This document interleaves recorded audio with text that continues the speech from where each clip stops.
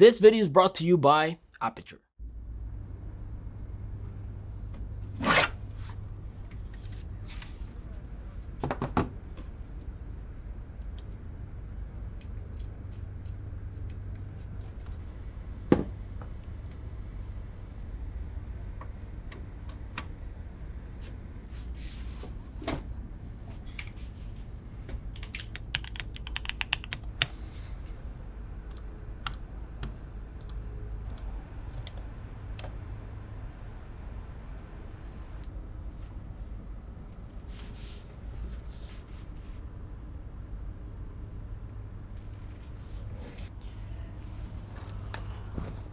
Yo, do you guys hear me? Yeah. Alright, let's get this game going, boys. Yeah, everything good, man. Yeah, for sure. Nice. 10 desk setup accessories for you gamers that makes sense to have. I've gathered a bunch of cool tech that overall can be useful to you guys, and since the holidays are just around the corner, I figured why not just give everyone ideas and make their gaming setups extremely sick. Let's talk about the first one, my gaming keyboard. Mode Designs are by far my favorite keyboard company. In fact, I like this one so much that I begged them to send me another one. They truly offer a full experience on their website and walk you through building your own mechanical custom keyboard. I'm telling you guys, not a lot of keyboards sound and feel like this one. So, my gaming build is, it's maybe not that simple. I configured it to have the top of the line materials like brass, aluminum, carbon fiber. I wanted to have a nice subtle industrial theme, which is why I went with these black and finicky WB keycaps and this all around green metal frame with copper accents. Yeah, as a whole, it's pretty freaking heavy. It houses a hot swappable PCB with Gator oil king switches, hand looped by Crytox 205G0. It also has Durock V2 stabilizers, also hand looped, and a silicone base with a plate foam and some carbon fiber installed with it. I've been using it for almost 2 months already, and the parts have been aging quite well. The keycaps don't pick up any fingerprints, the board is super easy to take apart and clean, the rubber feet seem like they won't be going anywhere anytime soon, and the frame really doesn't seem to scratch or anything like so. I won't lie, I'm sure my sound dampening keyboard mat helps with that. Yes, this here is actually pretty cool. It's from Glorious Gaming, and because my keyboard is so damn heavy and I like playing Warzone at an angle, this mat really does help me sliding things around when I need to. Also, no offense to Mode Designs, but your USB-C cables suck. So I got a nice gold coiled cable to give my keyboard a bit more color. I actually like these, they do feel quite premium and are long enough for me to cable manage it and connect it to my rig. Now, these don't only match the keyboard, but I also made sure I could somehow match it to the theme of the setup, and having proper RGB lights definitely helps doing so. Okay, so you guys remember when I filmed the first minimal gaming desk setup video, a lot of you guys asked me about the light tubes, and well, not only I decided to bring cooler light tubes into this video, but also a proper light strip. And I say proper because it's made by a company that focuses on manufacturing professional LED film lighting tools. Yeah, when Amran reached out to sponsor this video, I'm not gonna lie, I sort of geeked out. This here's the SM5C RGB Smart Pixel Light Strip. It very much is able to personalize this space through their controller and through their Sidus Link app. It has a nice little diffusion on the strip to avoid the LED dots from appearing on the wall. The strip itself is actually incredibly long, measuring about 5 meters, and it's actually super easy to install. If you do buy a second one, you can actually use it to expand your main strip up to 10 meters. However, on my end, I had to cut mine since it was way too long. Just make sure you're careful when cutting these though. Overall, without cutting, do note that each strip does get 100 lighting zones. It's exactly why the whole thing very much allows you to create insane effects, just like they do with their main lights. If you do decide to cut these, just note that cutting these will cause the drivers to not know where the pixels start and stop. It's suggested to avoid cutting the strips, but I wanted to fit them on the desk. Other than the fact that I appreciate Amran for making this Google Assistant and Amazon Alexa compatible, I do admire how clever they were to add a mic here. It very much allows for your strip to come alive, and to match that strip, I added their T4C tube on the left of the setup.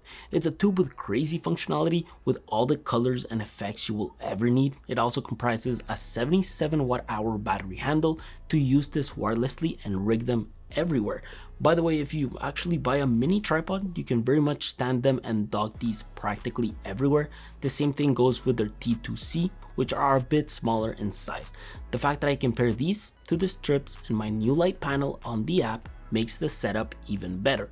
The light panel. This is mainly for filming, I'm not going to lie to you, but since price-wise is so close to the Elgato key light I had, because this delivers a lot more features including RGB WW, I decided to go with this one. But Amran made the P60X that's pretty much the same price as the Elgato light panel. This one is smaller though and only delivers bicolor colors if we were to compare it to the P60C. Both kits still include a fixture, a softbox with grid, mounting hardware, and even a soft carrying case. The only thing you do need though is a proper arm on your table to be able to hold these. Once they are up though, oh my god, not only you can run these with 2NP batteries, but these with the softbox deliver so much freaking light to a setup, and controlling these through the Sandsisk Link app makes the whole user experience a lot better. I do recommend you guys get the P60X instead, and the reason is because all the extra features the P60C has are very much needed in cinematography, features you'll most likely never use to simply light your desk setup. And don't worry, even though both of these panels have fans, you cannot hear them at all.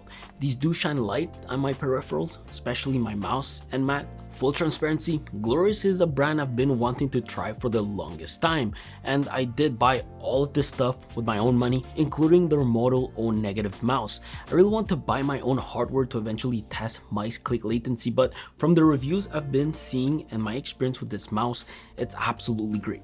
This is a mouse for serious gamers. In other words, it's a mouse that offers parameters like lift-off distance, a debounce delay slider, polling rate configurations, and so on. These are the types of parameters that pretty much affect your click latency more than anything. Yes, I know most people won't care and won't notice a difference, but like I said, this is a mouse for serious gamers where milliseconds count.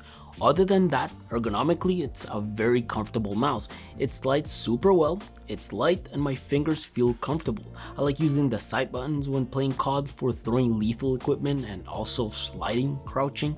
I think the main reason I like this mouse is because it very much reminds me of the Viper. My only complaint with this is that the battery life is not that good. It just doesn't last as long as I would want it to last. It's not a mouse I can leave on this XL mousepad for multiple days at a time. Yeah, I had to. I wanted to stay in brand with a mat. It's great. It's a great mat. I recommend it because my mouse slides so well and it's quite big, but this thing gets so dirty and cleaning it is definitely a pain, so beware. The same goes when cleaning earbud tips in my opinion. However, I am willing to do so in order to enjoy gaming with earbuds. And you know what? These actually connect to my computer via a dongle, so the latency is magnificent. SoundCore sent these VR P10s about a month ago and oh my god, do I love these. The craziest part is that with enough dongles, you can use the app and connect these to your PC and a console of choice. So it really is as easy as just switching from one to the other device with one click. Battery life has been decent. I get like 5 hours, which is nothing too crazy. I do, however, appreciate we can charge the case with a USB-C cable, obtain an extra 24 hours of charge, and it acts as a place where you can store one dongle. But I will say, sometimes it's a bit of a pain to remove it from the case. Overall, these are earbuds with great sound. Features such as super hearing really allows you to clearly hear people around when you are playing Warzone. This includes footsteps and gunfires. It just makes the mids and the highs perfect for FPS gaming. And so paired with the app, these type of features do make your gaming experience a lot better. This also includes the game talk feature, which overall allows for someone to call you on the phone and the game will automatically lower its volume so you can talk to that person through the buds. However, when it comes to their mic, it's not the best. If you actually want amazing audio quality out of your mic, try Logitech's latest and only XLR mic, the blue Sona. Quick disclaimer, these are very expensive, but Logitech built this mic specifically for gamers, which is why it made it to this video. It's such a beautiful mic. Aesthetically, it definitely is my favorite microphone. It has this nice brushed, glossy and matte finish to it. Super hard to describe, but even their magnetic backplate has it.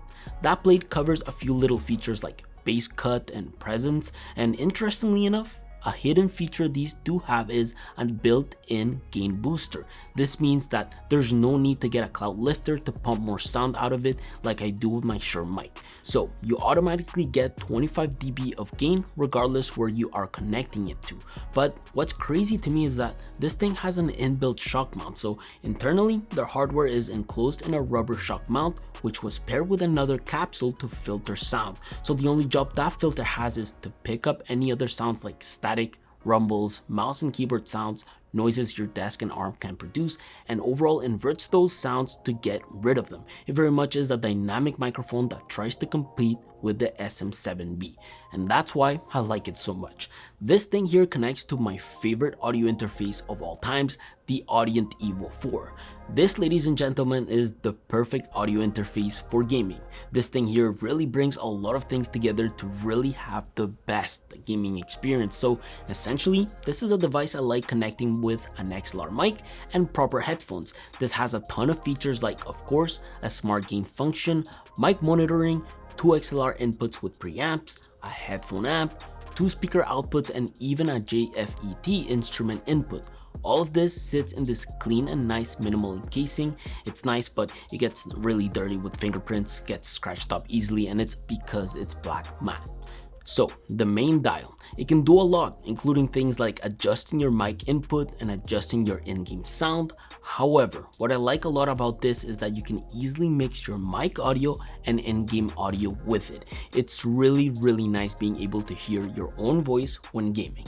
You've also got a smart gain button in case you can't figure out how to calibrate your inputs, and of course the headphone jack for high impedance headphones, aka headphones that demand more power to deliver high audio levels. Nothing like the Astro A10s, by the way. The Astro A10s are very much gaming headphones that focus on gaming.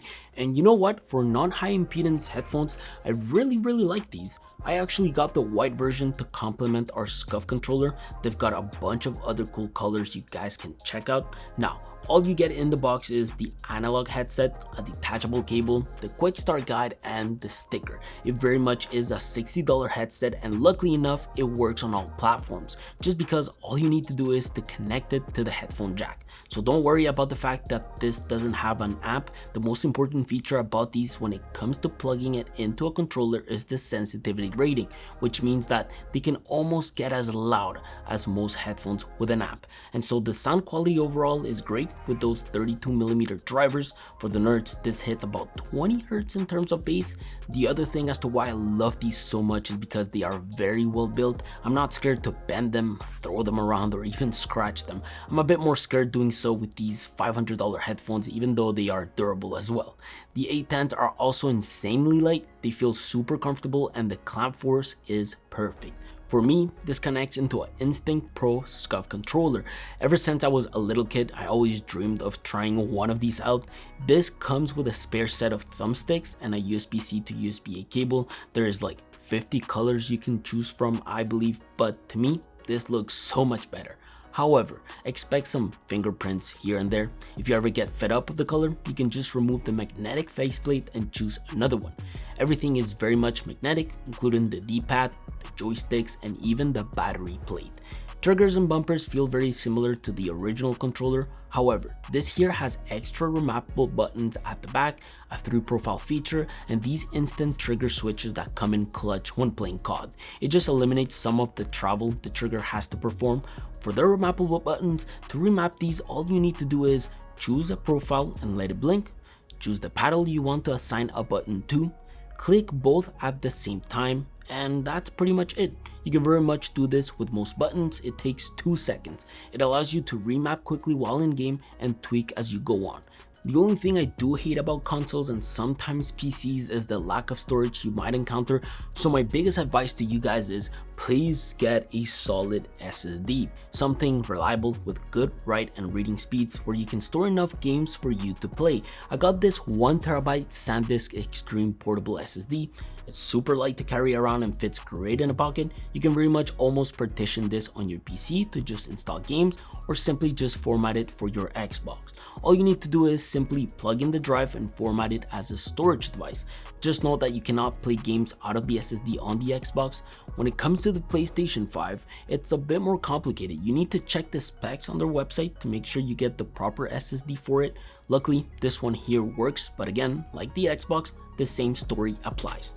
This has been 10 gaming desk accessories you've probably never heard of. We have so much fun putting these types of videos together because it really allows for us to discover cool tech and show it to you guys. I know some are expensive and some aren't, but if you are looking for a good Christmas gift idea, you can't go wrong with any of them. If you guys enjoyed this video, please leave a like, subscribe to the channel if you enjoy our cinematic content. I'll see you guys next week. Take care. Think that's good? That's good. We're all good. Smile.